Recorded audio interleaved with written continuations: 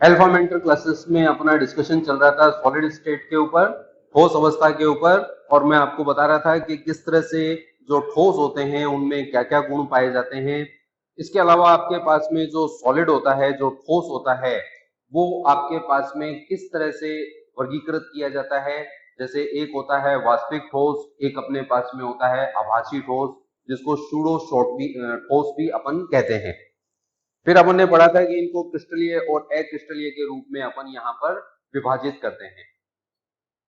Solid जो होता है, ठोस जो होता है, उसमें जो अवयवी कण होते हैं वो अपनी स्थिति पर फिक्स होते हैं, लेकिन ध्यान रखना वो अपनी मध्य स्थिति पर लगातार दोलन करते रहते हैं। ठोस में ये गुण आपको ध्यान रखना है।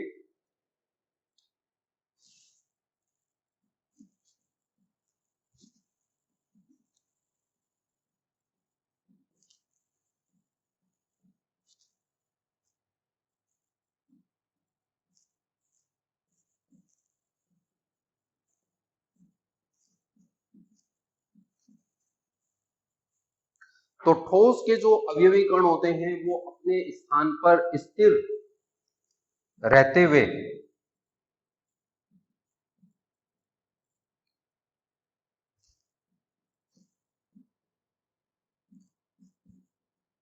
मध्य स्थिति के सापेक्ष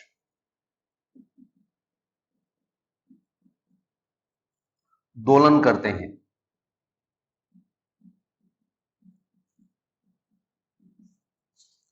तो यहां पर आप इस तरह से मान लीजिए, जैसे स्प्रिंग है, स्प्रिंग को आप एक कील से लगा दो, एक जगह हिंज कर दो उसको, एक जगह अपने पास में उसको फिक्स कर दो।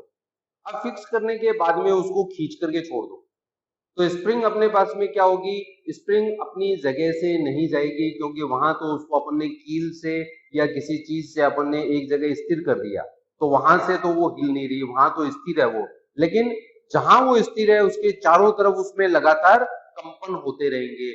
ठीक इसी तरह से ठोस के जो अवयवी कण होते हैं वो क्या होते हैं, जगह पे स्थिर रहते हैं, जगह नहीं छोड़ते, लेकिन वहां पर लगातार उनमें अपनी मध्य स्थिति के सापेक्ष कंपन चलता रहता है। तो इनमें कंपन उपस्थित होता है, ये आपको इसमें ध्यान रखना है। ठोस के गुण में अपने पास में ये गुण भी आपको ध्यान रखना है। तो एकदम स्थिर नहीं होते, स्थिर अपनी जगह पर रहते हैं, जगह नहीं छोड़ते, लेकिन उसके जो मध्य स्थिति है जहां वो स्थित हैं उसके उसके ऊपर रहते हुए वो लगातार कंपन या दोलन करते हैं। इस तरह से अपने पास में यहाँ पर आप ठोस के अवयवी कणों को समझा सकते हो। तो ये था अपने पास में क्रिस्टलीय और अक्रिस्टलीय का अंतर, कि क्या क्या अपने पास में इनमें डिफरेंस होता है। ये सारी चीजें अपन ने इसके अंदर पढ़ी है।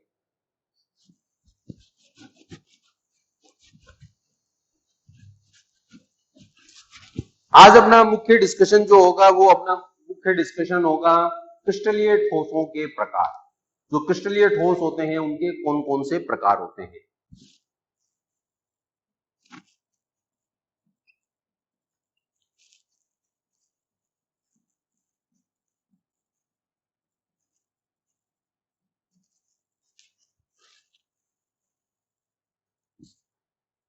अब देखिए, जो क्रिस्टलीय ठोस होता है वो अपने पास में कई तरह से विभाजित किया जाता है, अलग अलग भागों में अपन इसका विभाजन करते हैं। तो यहाँ पर जो क्रिस्टलीय ठोस होते हैं उनका क्या क्या वर्गीकरण होता है। इस वर्गीकरण में अपने पास में मुख्य रूप से अपने पास में यहाँ पर एक तो आते हैं इसके अंदर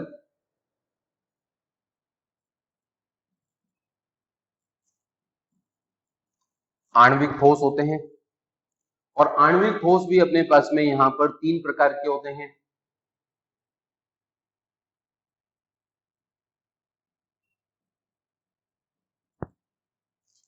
अध्रुवीय आणविक ठोस,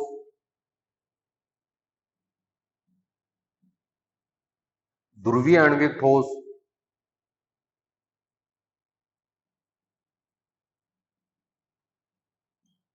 हाइड्रोजन बंधन आणविक ठोस। तो ये हाइड्रोजन बंधन आणविक ठोस, तो तीन प्रकार के आणविक ठोस होते हैं। फिर अपने पास में आते हैं यहां पर आयनिक ठोस,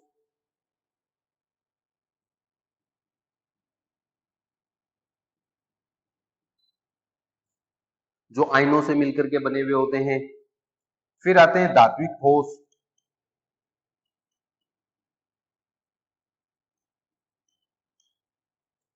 मेटलिक सॉलिड जिसको अपन कहते हैं, ये अपने पास में धात्विक ठोस कहलाते हैं। तो अपने पास में आणविक ठोस हो गए, आयनिक ठोस हो गए, धात्विक ठोस हो गए, फिर अपने पास में आते हैं सहसंयोजक ठोस।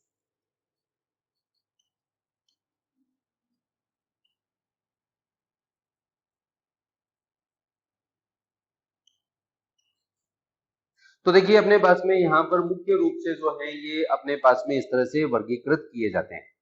इस वर्गीकरण में देखो अपन थोड़ा सा डिस्कशन कर लेते हैं, फिर डिटेल में वन बाय वन अपन पढ़ेंगे। सबसे पहले अपन आणविक ठोस के बारे में देखते हैं क्या है।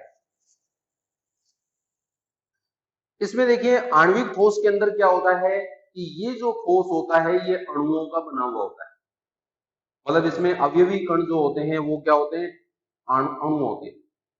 जैसे आपके पास में O2 का अणु हो गया, N2 का अणु हो गया, या HCl का अणु हो गया, या वाटर का अणु हो गया। तो ये किससे बनते हैं, इनमें सबसे छोटा जो पार्ट होता है वो होता है अणु। तो ये अणुओं से मिलकर के बनते हैं, और अणुओं के बीच में जो बल लगता है वो अंतर आणविक बल कहलाता है। तो इनमें अणुओं के मध्य अंतर आणविक बल इसके अंदर लगता है। अब अणु जो होते हैं वो अध्रुवीय और ध्रुवीय दो प्रकार के होते हैं। ध्रुवीय वो होते हैं जिनके अंदर विद्युत ऋणता का अंतर ज्यादा होता है।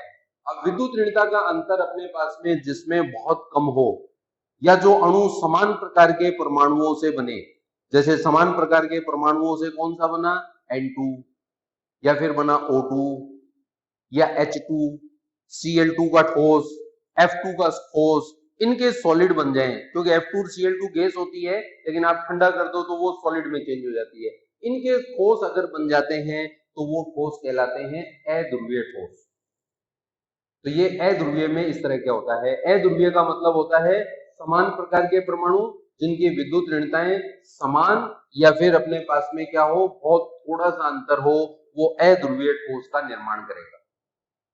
ये सॉफ्ट होते हैं, ये जो होते हैं कैसे होते हैं, सॉफ्ट होते हैं, और इनका गलनांक बहुत कम होता है। अणुओं के मध्य जो है वो बहुत ही दुर्बल बल इनके बीच में लगता है। फिर आते हैं ध्रुवीय ठोस।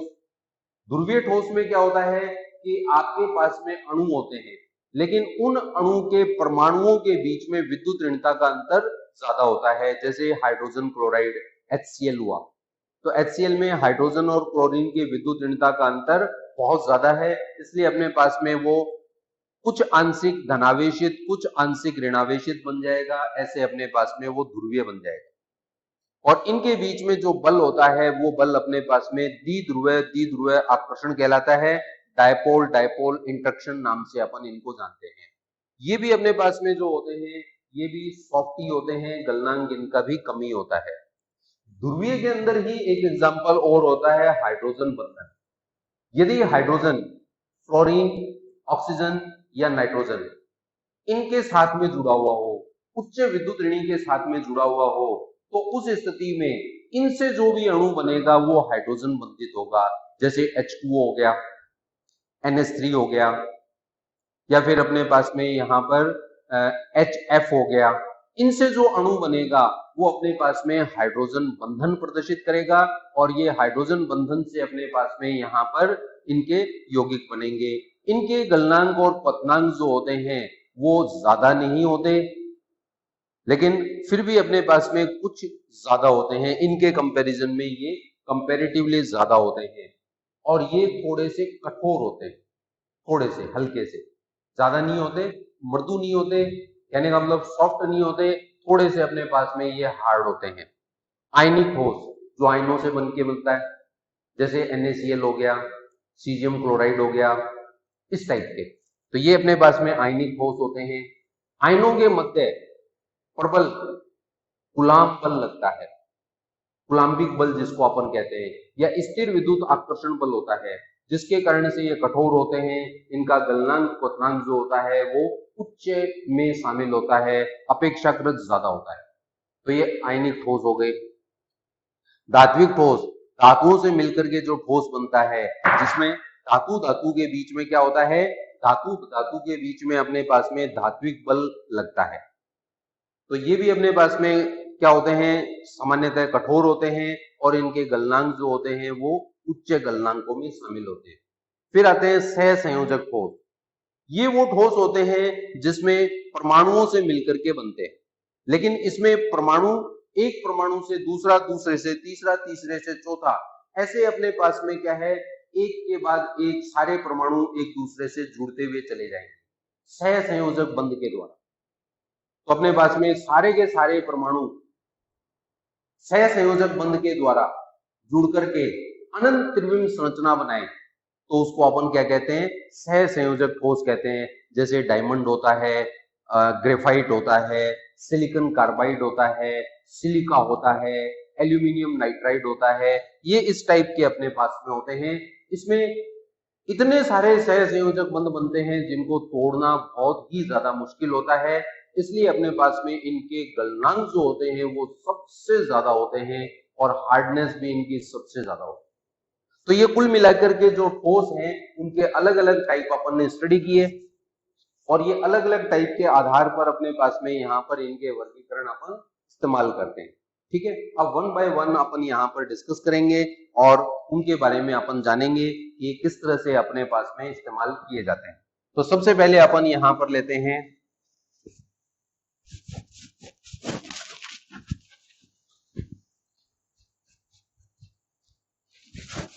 सबसे पहले अपना डिस्कशन है यहाँ पर आणविक ठोस के बारे में। ठीक है,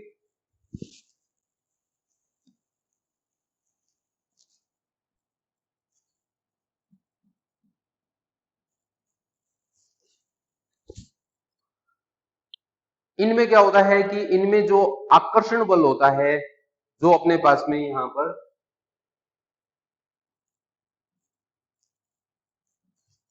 अंतर आणविक बल इनके बीच में लगता है,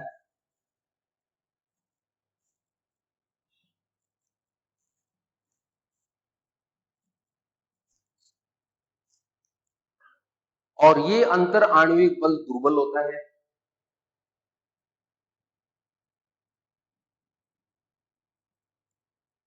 इसलिए सामान्यतः ये मुलायम होते हैं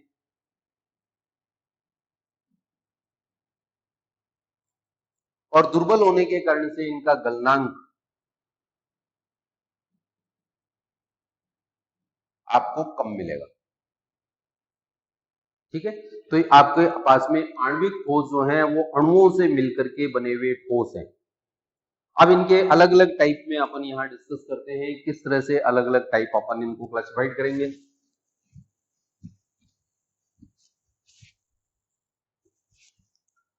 आणविक ठोस में अपने पास में सबसे पहला जो टाइप अपने पास में आता है वो आता है इसके अंदर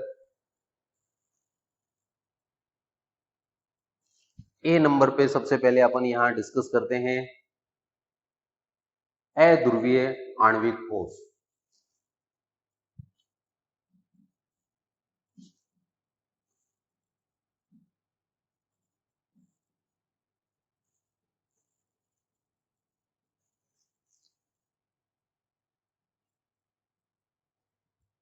अध्रुवीय आणविक ठोस के बारे में अपने पास में सबसे पहले अपन डिस्कस करेंगे।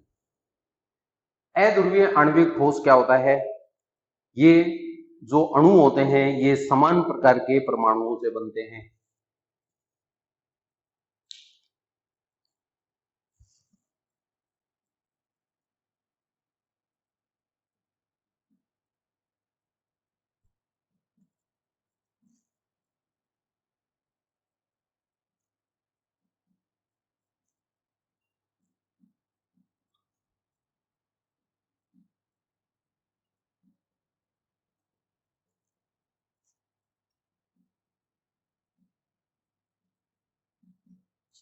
तो इनके अणु जो होते हैं वो समान प्रकार के अधातु परमाणुओं से बने हुए होते हैं।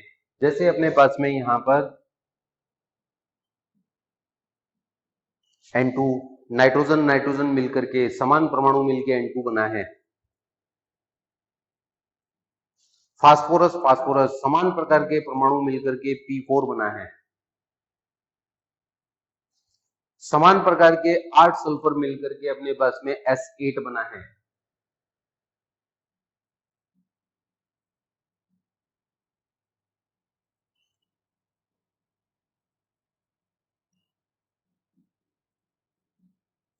ये अपने पास में कुछ एग्जाम्पल हैं इनके। तो ये अपने पास में इस तरह से इनके एग्जाम्पल आते हैं। इसमें अपने पास में अक्रिय जो गैसें होती हैं उनके जो ठोस होते हैं वो भी अध्रुवीय आणविक ठोस में ही गिने जाते हैं।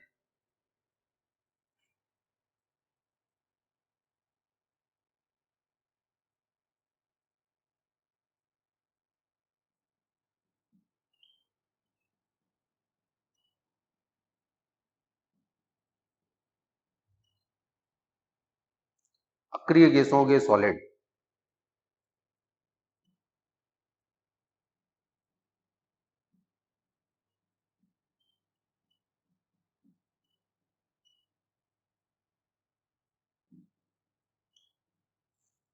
इनके सॉलिड, हालांकि ये गैस होती हैं, ठंडा करने पर इनके सॉलिड बन जाते हैं, तो इनका ठोस अगर बनेगा तो वो भी कौन सा बनाएगा, अध्रुवीय आणविक ठोस बनाएगा।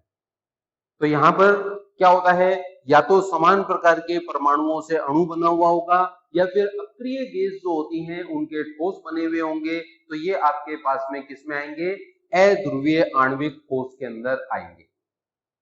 तो ये अपने पास में इस तरह से अपन इनको समझा सकते हैं कि ये इस तरह से इसके अंदर बनते हैं। ठीक है, अब यहां पर आता है कि इनमें बल कौन सा लगता है।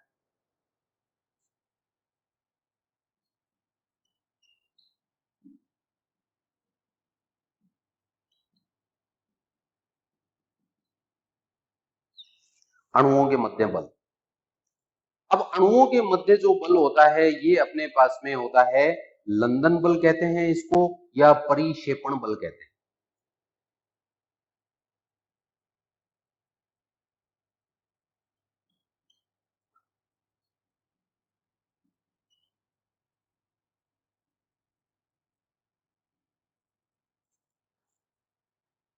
तो लंदन बल कह दो या परिक्षेपण बल कह दो, तो यहां पर आप कह सकते हो दुर्बल वांडरवाल बल भी कह सकते हो।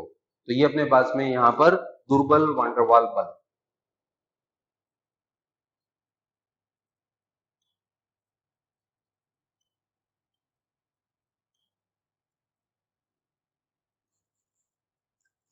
तो ये इस तरह से इसके अंदर होता है, लंदन बल कह दो, परिक्षेपण बल कह दो, या फिर दुर्बल वांडरवाल बल कह दो। ये इनके अणुओं या परमाणुओं के मध्य लगता है, क्योंकि ये तो अणु है, N2N2 के बीच में कौन सा लग रहा है, N2N2 के बीच में आपके पास में लग रहा है यहाँ पर लंदन बल, परिक्षेपण बल या दुर्बल वांडरवाल बल इसके बीच में लग रहा है।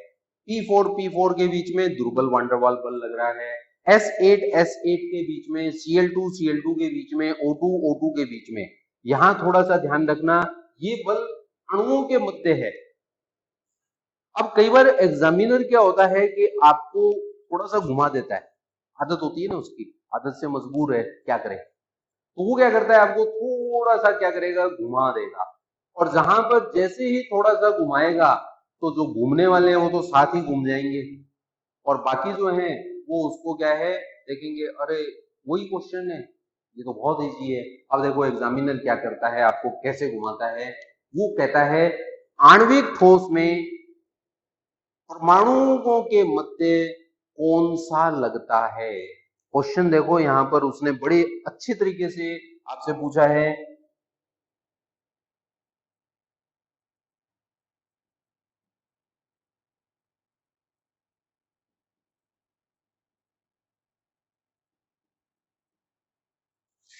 अध्रुवीय आणविक ठोस,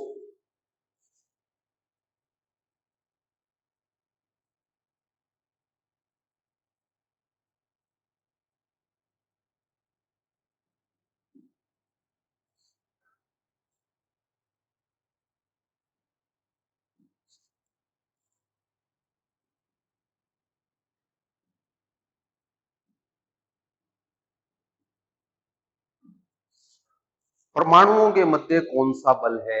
यहां साथ ही उसने दे दिया अक्रिय गैसों को छोड़कर।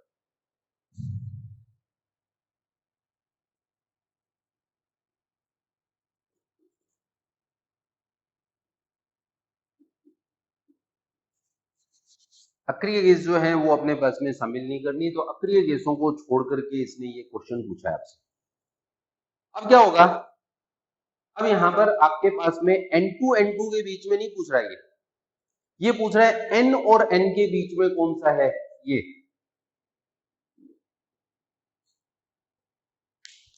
अब देखो N और N के बीच का पूछ रहा है ये, तो एक N दूसरे N से ट्रिपल बॉन्ड से जुड़ा हुआ है, और जहां सिंगल, डबल और ट्रिपल बॉन्ड होते हैं, ये बॉन्ड कौन से होते हैं, ये सहसंयोजक बल या बंध कहते हैं अपन। तो कौन सा बंध बना हुआ है इनके बीच में, सहसंयोजक बंध से जुड़े हुए हैं।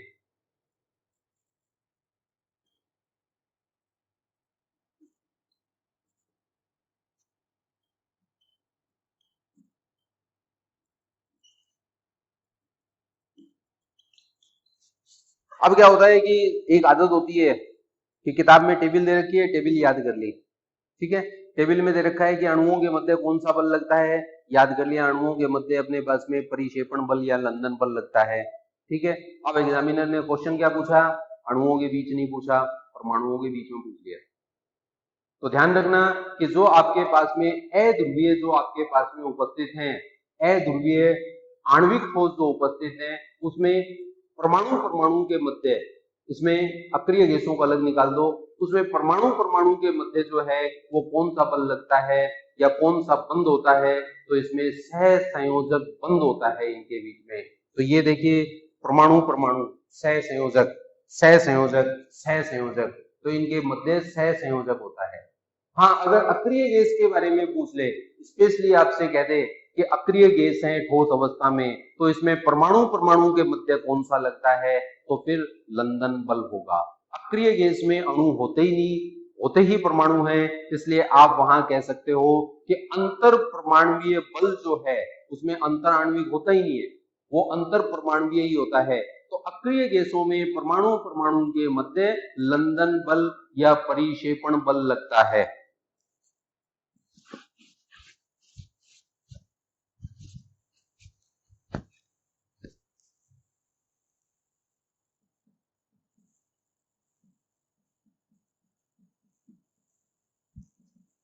अक्रिय गैसों में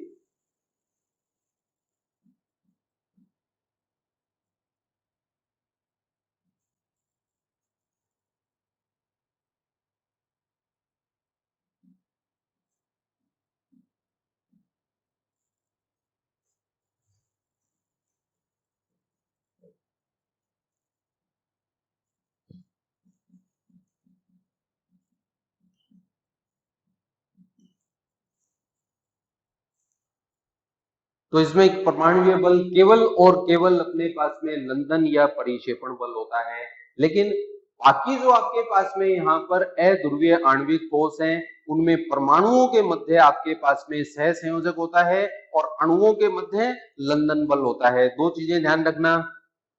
तो यहाँ पर इनके बीच में आपके पास में लगता है कौन सा, परमाणुओं के मध्य लगता है सहसंयोजक और अणुओं के मध्य लगता है लंदन बल। ये दो चीजें आपको ध्यान रखनी है। और अक्रिय गैस में केवल एक ही प्रकार का बल होता है, लंदन बल, उसमें बाकी कोई बल नहीं लगता। तो ये आपके पास में अध्रुवीय आणविक ठोस के बारे में अपन ने डिस्कस किया। तो ये अध्रुवीय आणविक ठोस होते, ठीक है। अब बताइए, अध्रुवीय आणविक ठोस में जब आप उसको पिघलाओगे, तो पिघलाने में बताओ, नाइट्रोजन नाइट्रोजन के बीच का बंध तोड़ोगे या N2 या N2 के बीच का तोड़ोगे।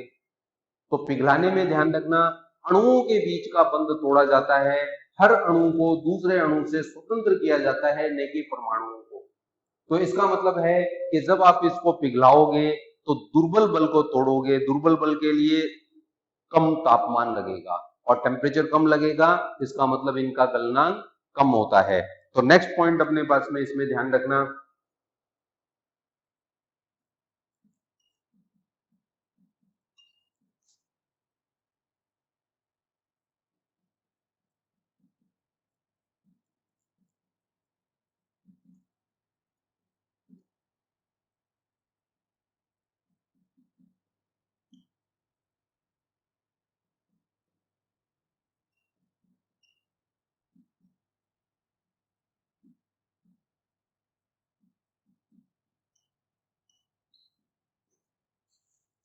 तो इनका जो गलनांक होता है अध्रुवीय ठोस का वो कम होता है।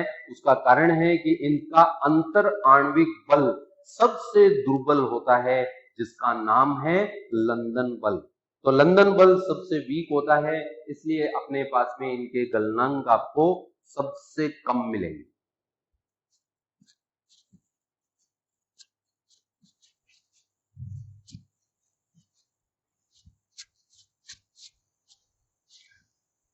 तो एक तो अपने पास में यहाँ पर ये हो गया, अवयवी कण हो गए कि यहाँ पर जो चालक बिंदु है उस पे कौन से कण होते हैं, तो वो अध्रुवीय अणु होते हैं।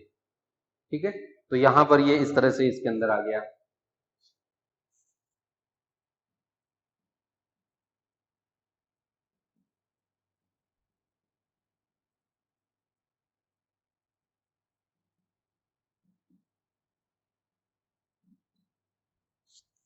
अध्रुवीय अणु होते हैं, इसके अवयवी कण कौन से होते हैं, अध्रुवीय अणु। और अक्रिय गैस के केस में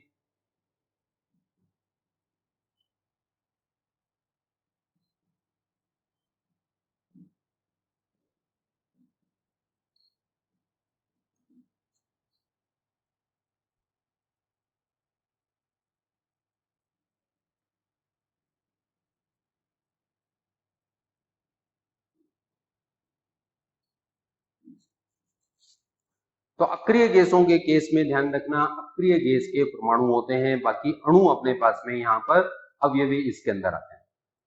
अब जब आपके पास में इस केस के अंदर आपस में आकर्षण कम है, तो आकर्षण कम होने के कारण से ये कैसे होंगे, मुलायम होते हैं। ये मुलायम होते हैं एक।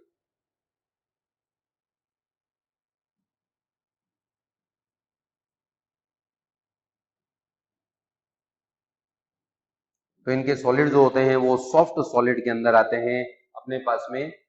मुलायम ठोस में अपन इनको क्लासिफाइड करते हैं। एक अपने पास में यहां पर ये भी आता है कि ये विद्युत और ऊष्मा के चालक होते हैं या कुचालक। तो ये ध्यान रखना, ये कुचालक होते हैं। कारण ये है कि इनमें मुक्त इलेक्ट्रॉन नहीं होते और न ही मुक्त आयन होते हैं, इसलिए ये विद्युत के और ऊष्मा के कुचालक होते हैं।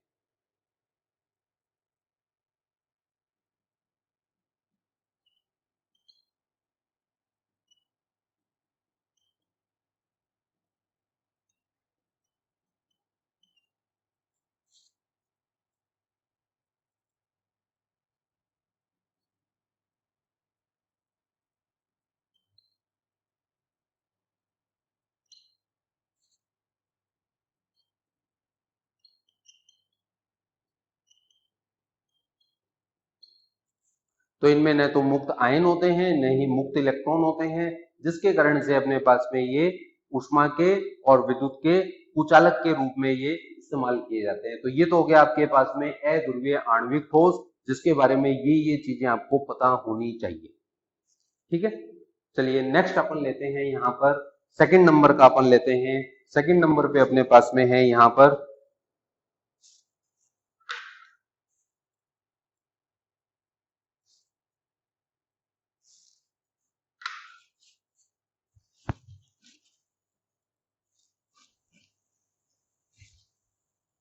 ध्रुवीय आणविक ठोस। बी नंबर पे अपन लेते हैं ध्रुवीय आणविक ठोस। तो जो ध्रुवीय आणविक ठोस होते हैं वो किस तरह से अपने पास में क्लासिफाइड किए जाते हैं।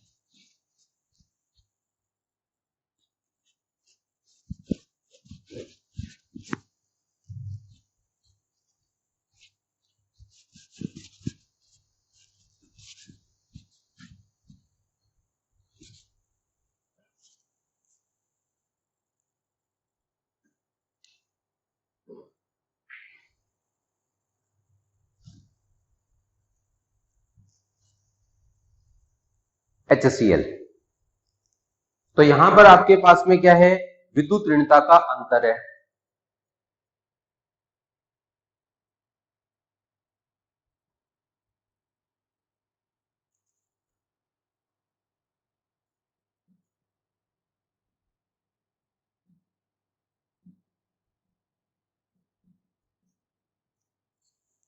तो इन दोनों में विद्युत ऋणता का अंतर होता है।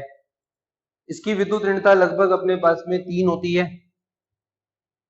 और ये लगभग 2.1 के आसपास होती है। तो देखिए दोनों की विद्युत ऋणताओं में अंतर है। जब विद्युत ऋणताओं में अंतर आपके पास में 0.5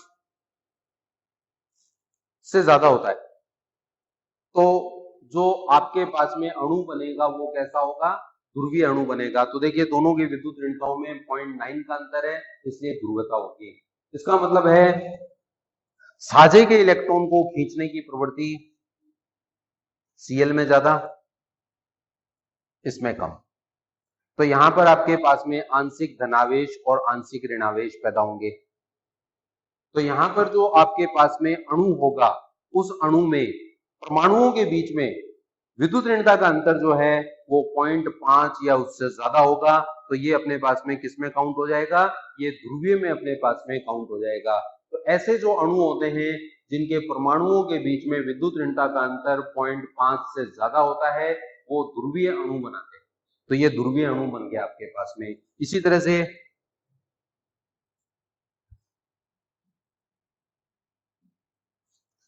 हाइड्रोजन ब्रोमीन, ये भी ध्रुवीय अणु है। H2S ध्रुवीय अणु है। SO2 ध्रुवीय अणु है।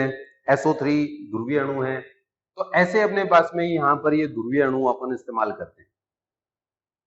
तो जब परमाणुओं के बीच में विद्युत ऋणता का अंतर 0.5 से ज्यादा होता है तो वह ध्रुवीय अणुओं का निर्माण करता है। तो ये सारे ध्रुवीय अणु हैं। ठीक है, अब बताइए एक ध्रुवीय अणु और दूसरे ध्रुवीय अणु के मध्य कौन सा आकर्षण है। एक HCl और ये दूसरा HCl। आंशिक ऋणावेशित,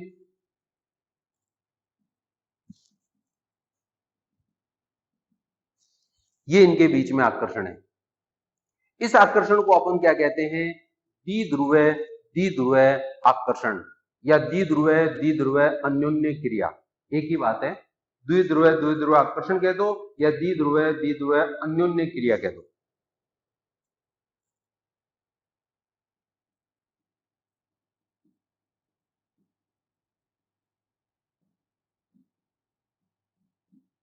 तो इसमें सबसे पहले अपने पास में पॉइंट ध्यान रखो कि अणुओं के बीच में कौन सा बल इसमें काम करता है। तो यह द्विध्रुव आकर्षण काम करता है।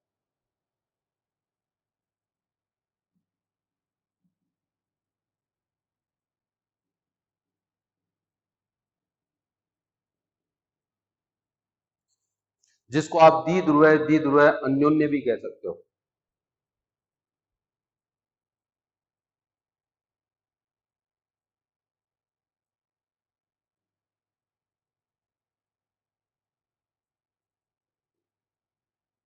द्विध्रुव अन्योन्य क्रिया, आकर्षण बल की जगह अन्योन्य क्रिया भी आप लिख सकते हैं।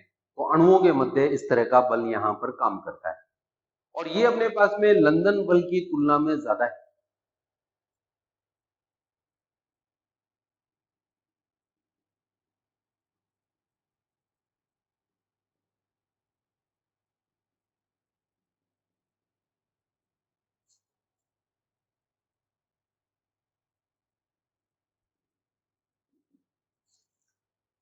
इसलिए अपने पास में इनके गलनांक जो होते हैं वो अध्रुवीय ठोस से थोड़े ज्यादा होते हैं। इनके गलनांक अध्रुवीय ठोस से थोड़े से ज्यादा होते हैं।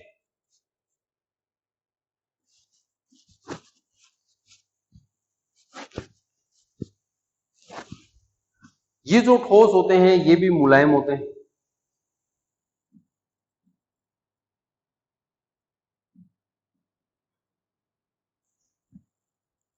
लेकिन इनकी तुलना में अध्रुवीय ठोस का मुलायमपन ज्यादा होता है, उसकी सॉफ्टनेस ज्यादा होती है। ध्रुवीय की अपने पास में मुलायमनेस कम होती है और उसकी अपने पास में मुलायमता की बात करें तो वो ज्यादा मुलायम होता है। ठीक है, तो एक अपने पास में यहाँ पर ये ठोस जो होते हैं ये भी मुलायम ठोस में ही काउंट होते हैं और गलनांक इनका भी कम होता है।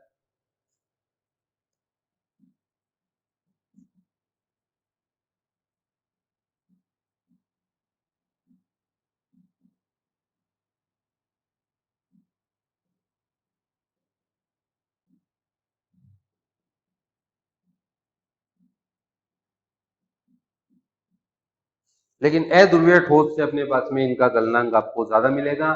उसका कारण क्या है कि द्विध्रुवीय आकर्षण बल वांडरवाल बल का ही एक प्रकार है। तो वांडरवाल बल वैसे ही दुर्बल होते हैं, लेकिन लंदन बल की तुलना में अपने पास में ज्यादा स्ट्रॉन्ग होते हैं।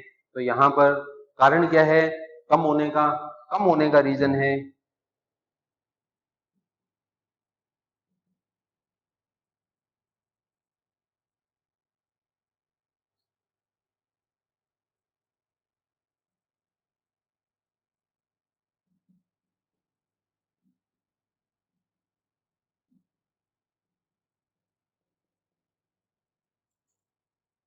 तो इनके गलनांक कम होने के पीछे अपने पास में ये लॉजिक इसके अंदर दे सकते हो। अवयवी कण क्या होंगे, अवयवी कण अपने पास में यहां पर होंगे अध्रुवीय अणु।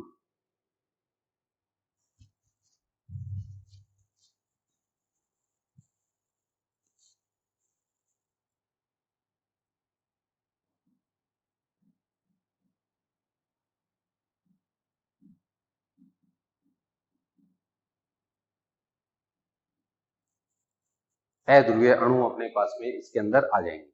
सॉरी, ध्रुवीय अणु, अध्रुवीय नहीं, ध्रुवीय अणु अपने पास में इसमें अवयवी कण के रूप में होंगे। आणविक ठोस जितने भी हैं उसमें अवयवी कण हमेशा क्या आएंगे, अणु ही आएंगे, केवल अक्रिय गैसों को छोड़। ठीक है, तो ये चीजें अपने पास में इसके अंदर आपको ध्यान रखनी है। अब तीसरे नंबर पर अपन लेते हैं यहाँ पर हाइड्रोजन बंधित आणविक ठोस।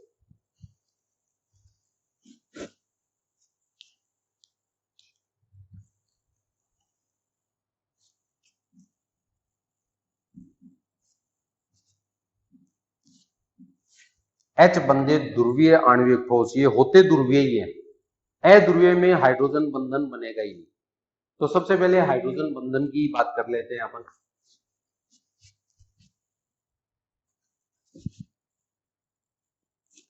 हाइड्रोजन बंध नॉर्मली कहां बनता है, जहां आपके पास में हाइड्रोजन जो है वो ऐसे किसी परमाणु से जुड़ा हुआ हो जिसकी विद्युत ऋणता 3 या उससे ज्यादा हो, तो ऐसा जो होगा वो सारा का सारा अपने पास में हाइड्रोजन बंध बनाएगा।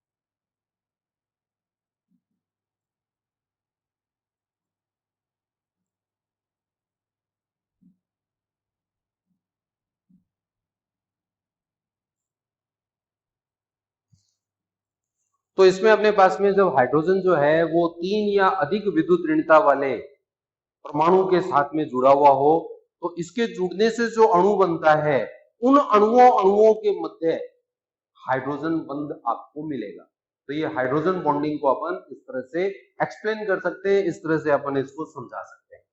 ठीक है, जैसे अपने पास में यहां पर देखिए विद्युत ऋणता अपने पास में फ्लोरीन, ऑक्सीजन, नाइट्रोजन, इनकी विद्युत ऋणता जो है वो 3 या 3 से ज्यादा है। जैसे नाइट्रोजन की विद्युत ऋणता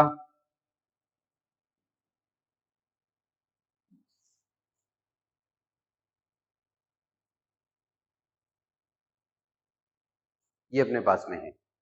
तो जब हाइड्रोजन फोन के साथ मिले, FON के साथ,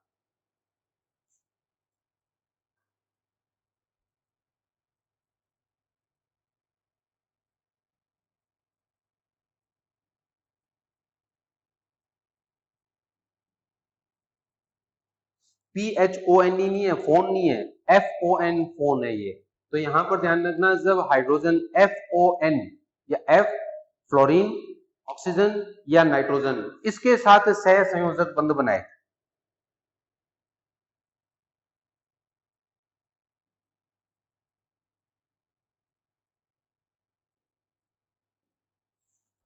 तो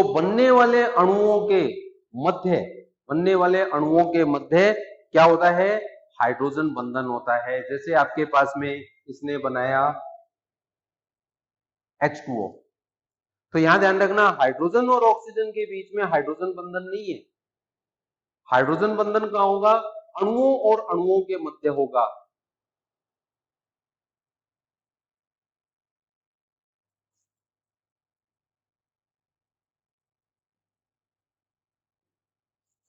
ये हाइड्रोजन बॉन्डिंग होगी। तो H2O के मध्य ध्यान रखना, हाइड्रोजन की फ्लोरीन, ऑक्सीजन या नाइट्रोजन के साथ जो बंध है वो तो सहसंयोजक बंध होगा। हाइड्रोजन बंध कहां होगा, जब हाइड्रोजन फोन के साथ जुड़े और इससे जो अणु बने, उन अणुओं के मध्य जो अपने पास में बंध होता है वो क्या कहलाता है, हाइड्रोजन बॉन्डिंग कहलाती है। ये हाइड्रोजन बॉन्डिंग जो होती है वो वान डेर वाल बल की तुलना में ज्यादा होती है, इसलिए इनके गलनांक हालांकि कम होते हैं, लेकिन अध्रुवीय और दूसरा अपने पास में जो ध्रुवीय अणु है उनकी तुलना में ज्यादा होते हैं। ये तुलनात्मक रूप से इनके ठोस, जैसे बर्फ है, वो तुलनात्मक रूप से अपने पास में कैसे होते हैं, वो कठोर होते हैं। जैसे बर्फ है वो हार्ड है, सॉफ्ट नहीं है। इस तरह से अपने पास में यहाँ पर ये चीजें इसमें आती हैं।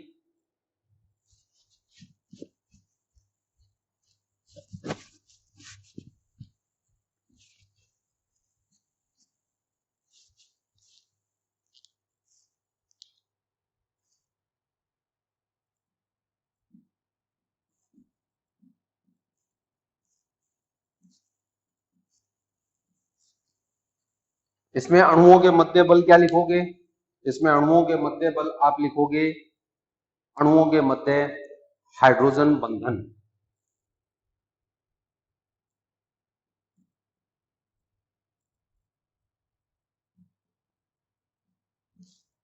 तो इसमें अणुओं के मध्य हाइड्रोजन बंधन होता है।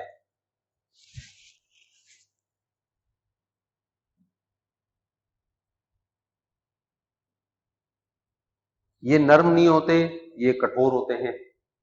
तो ये प्रकृति के अंदर कैसे होते हैं, कठोर होते हैं। अवयवी कण जो होगा वो ध्रुवीय अणु होगा।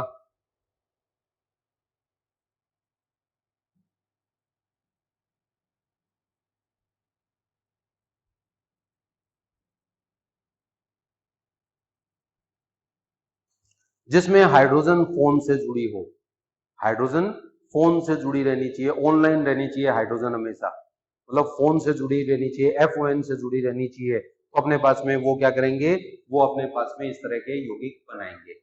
इनके गलनांक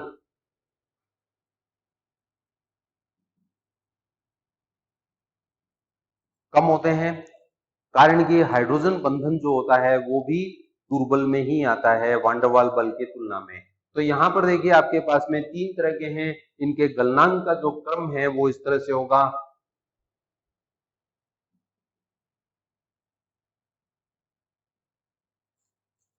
इनके गलनांक का ऑर्डर अपन देखें तो वो गलनांक का क्रम क्या आएगा,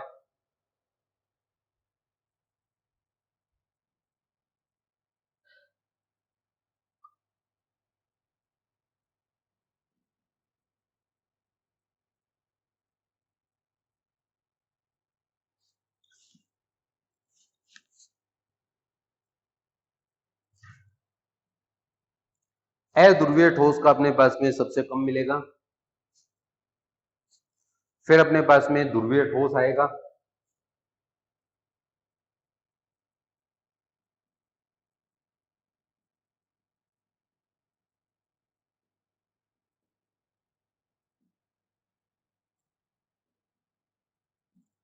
फिर हाइड्रोजन बंधित आणविक ठोस आएगा। ये इनके गलनांक का क्रम है।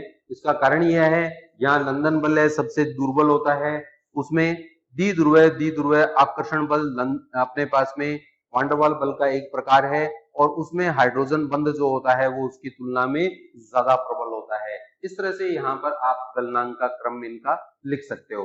इसी तरह से जो गलनांक का क्रम है, यही इनकी अपने पास में क्या है, कठोरता का क्रम भी है। सबसे ज्यादा मुलायम अध्रुवीय होता है, उससे थोड़ा सा कम मुलायम ध्रुवीय ठोस होते हैं, और सबसे कम मुलायम इनके अंदर हाइड्रोजन बंधित आणविक ठोस होते हैं।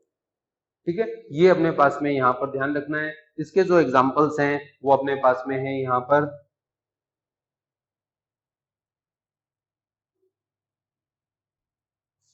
हाइड्रोजन फ्लोराइड ले लो, H2O ले लो, अमोनिया ले लो, ये अपने पास में इसके कुछ एग्जाम्पल अपन इसके अंदर ले सकते हैं। तो इस तरह से यहाँ पर जो है वो अपन डिस्कस कर सकते हैं कि हाइड्रोजन बंधित जो आपके पास में ध्रुवीय आणविक ठोस होते हैं उनके गलनांक तीनों तरह के जो आपके पास में आणविक ठोस हैं उनसे ज्यादा होते हैं। चलिए अगला अपने पास में यहाँ पर लेते हैं।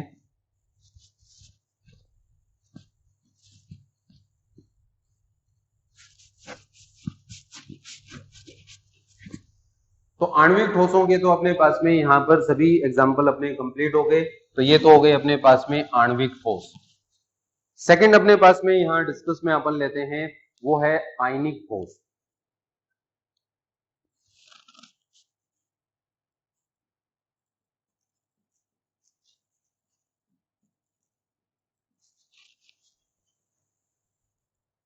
आयनिक ठोस, अब ये जो आयनिक ठोस होता है ये किससे बनता है?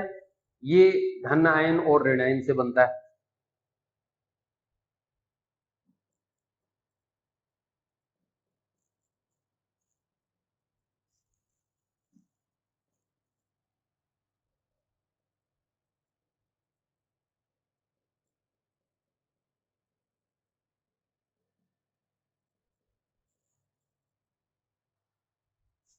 तो इसमें धनायन और ऋणायन से आयनिक यौगिक का निर्माण होगा, जैसे NaCl की बात करते हैं अपन,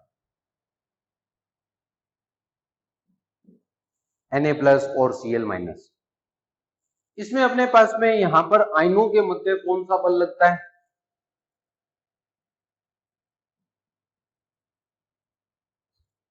इसमें प्रबल आयनिक बल लगता है, जिसको आप क्या कह सकते हो? कूलाम बल भी कह सकते हो।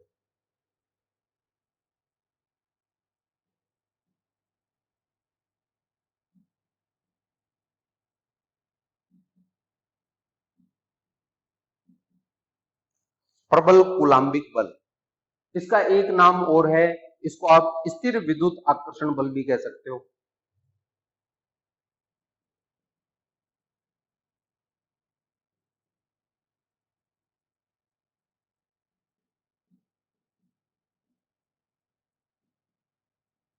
प्रबल स्थिर विद्युत आकर्षण बल, तो इसमें प्रबल स्थिर विद्युत आकर्षण बल इसके अंदर काम करता है। और ये प्रबल होने के कारण से क्या होता है? इनके गलनांक उच्च होते हैं।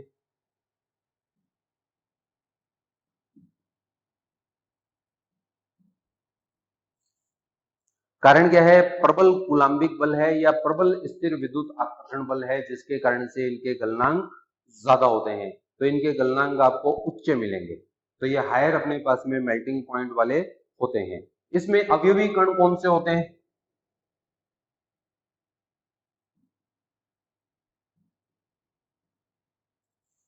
ये अपने पास में एकांतर क्रम में धनायन और ऋणायन होते हैं।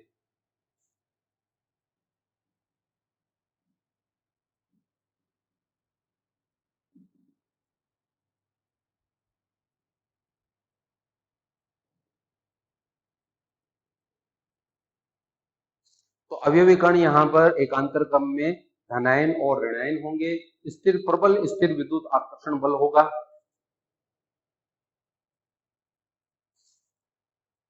और ये कैसे होंगे? ये कठोर होंगे, लेकिन कठोर होने के साथ साथ में भंगुर भी होते हैं।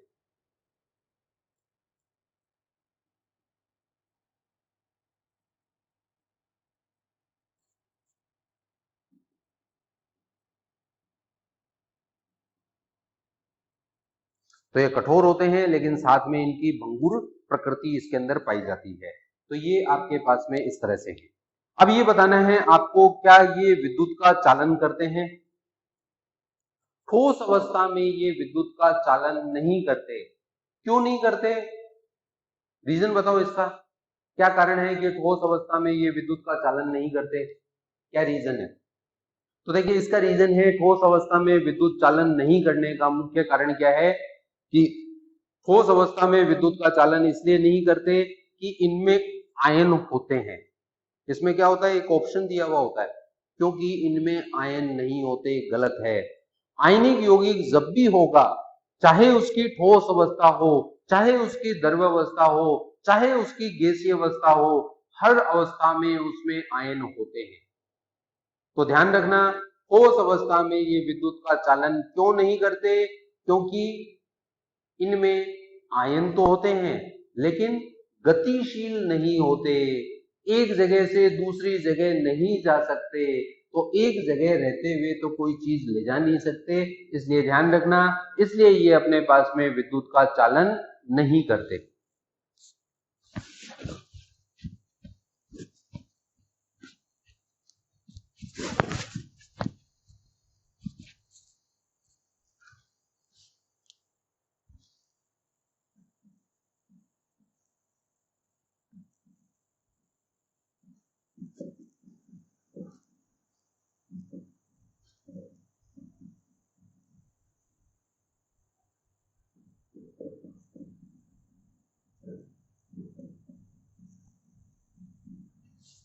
ठोस अवस्था में विद्युत चालन नहीं, क्योंकि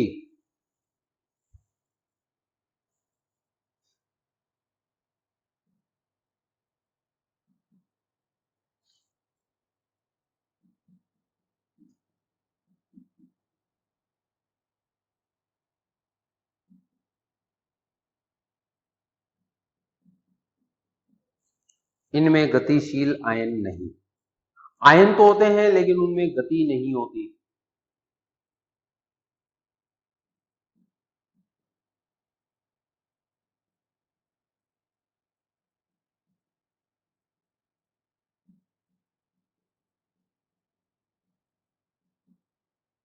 इनमें आयन स्थिर रहते हैं, तो जब तक आयन नहीं चलेंगे इसलिए अपने पास में विद्युत चालन इनमें नहीं होता। इंपॉर्टेंट क्वेश्चन है, ध्यान रखना। इसमें ज्यादातर स्टूडेंट ऑप्शन जब आते हैं तो उसमें लिख देते हैं क्योंकि इनमें आयन नहीं होते, गलत है। ध्यान रखिएगा, आयनिक यौगिक कोई भी हो, किसी भी अवस्था में हो, उसमें हमेशा आयन उपस्थित होते हैं।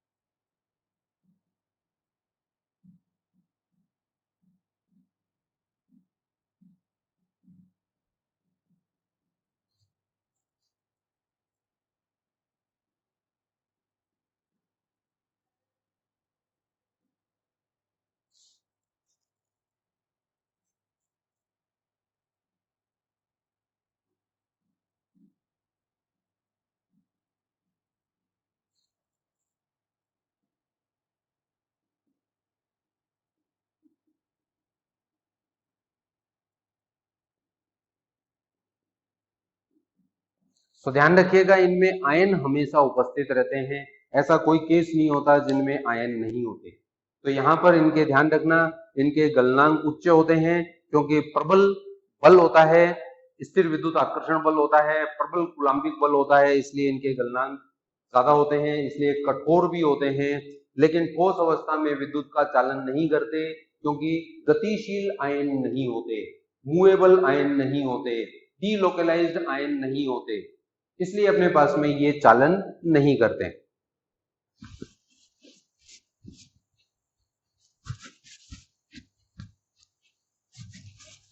फिर ये विद्युत का चालन कहां करते हैं, ये विद्युत का चालन पिघली हुई अवस्था व जलीय विलयन में विद्युत का चालन करते हैं।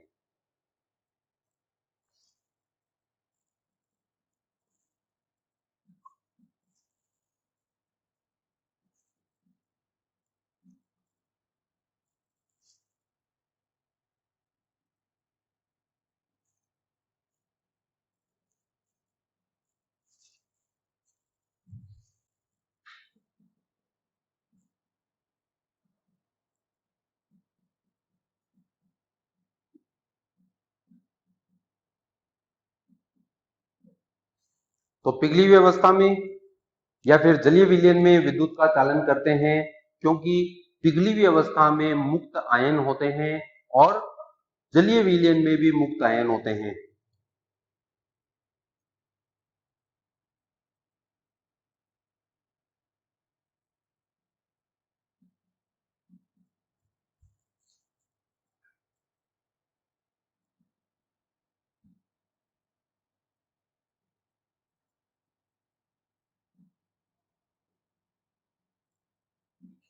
तो इन अवस्थाओं में क्या होते हैं, इनके पास में मुक्त आयन होते हैं, इसलिए ये ऐसा करते हैं। गतिशील आयन होते हैं, मुक्त आयन कह सकते हो इनको, इसलिए अपने पास में ये इस तरह से यहां पर विद्युत का चालन करेंगे। ठीक है, तो ये आयनिक यौगिक के बारे में आपको ध्यान रखना है। आयनिक यौगिक के बाद में अपने पास में यहां पर लेते हैं अपन धात्विक ठोस।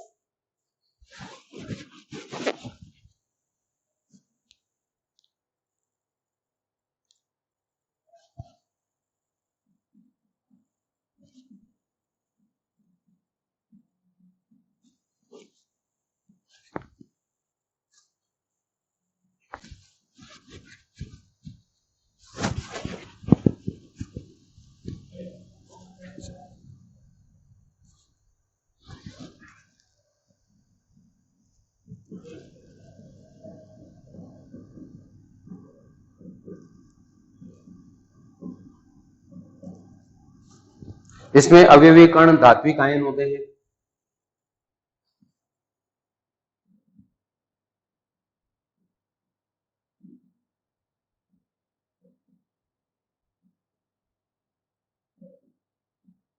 धातुओं के मध्य प्रबल धात्विक बल लगता है।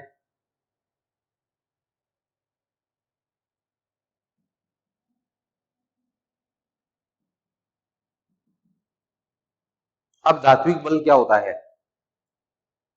क्या होता है कि जो धातु का क्रिस्टल होता है, उस धातु के क्रिस्टल में इलेक्ट्रॉनों के समुद्र में धातु के आयन पिंड के समान डूबे रहते हैं।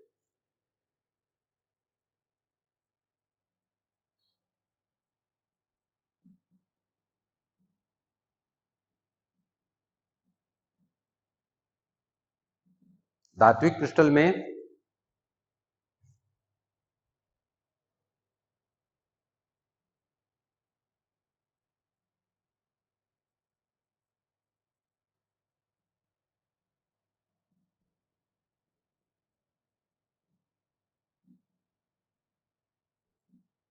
इलेक्ट्रॉनों के समुद्र में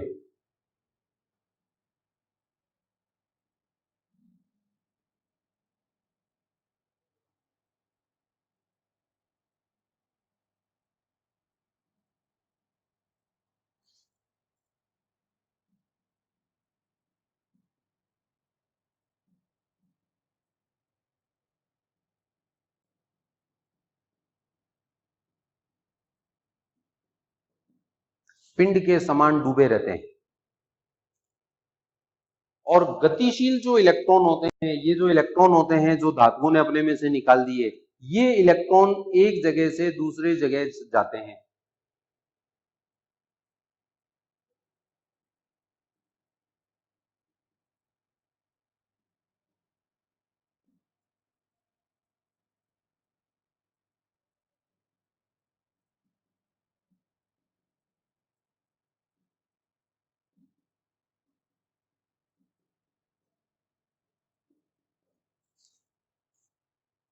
विस्थानीकृत इलेक्ट्रॉन या मुक्त इलेक्ट्रॉन और धातु आयनों के मध्य आकर्षण को ही धात्विक बल कहते हैं।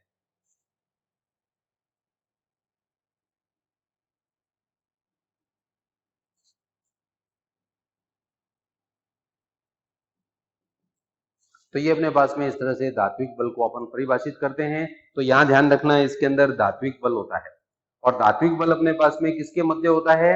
विस्थानीकृत इलेक्ट्रॉन या मुक्त इलेक्ट्रॉन और धातु आयनों के मध्य धात्विक बल होता है, जो प्रबल बल के अंदर गिना जाता है। तो ये इस तरह से धात्विक बल को अपन परिभाषित करते हैं। तो यहां पर अपने पास में प्रबल धात्विक बल होता है इसके अंदर, तो ये प्रबल धात्विक बल कहलाता है। ठीक है, अवयवी कण अपने पास में धातु आयन हो गए, तो ये धातु आयन इसके अंदर अवयवी कण का काम करते हैं। प्रबल धात्विक बल के कारण से इनके गलनांक ज्यादा होते हैं।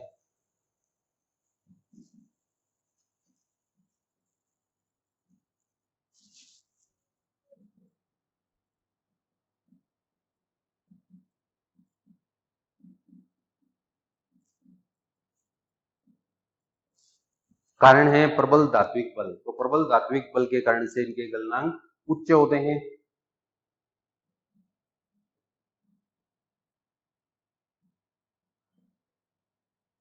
प्रकृति इनकी कठोर होती है, लेकिन कठोर प्रकृति होने के साथ साथ में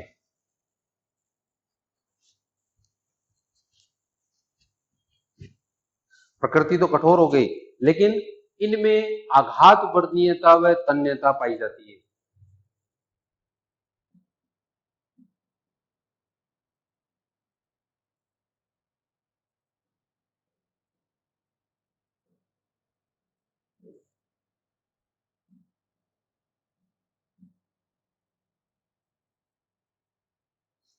तो आघात वर्णनीयता व तन्यता, आघात वर्णनीयता का मतलब जिसको हथौड़े से पीटा जाए, जिसकी चदरें बन जाए, वो आघात वर्णनीयता है। तन्यता जिसको गर्म करने पर, खींचने पर तार के जैसा खींच जाए, वो तन्यता अपने पास में गुण प्रदर्शित करता है। तो ये अपने पास में यहाँ पर धात्विक ठोस है, जिसको इस तरह से समझाते हैं।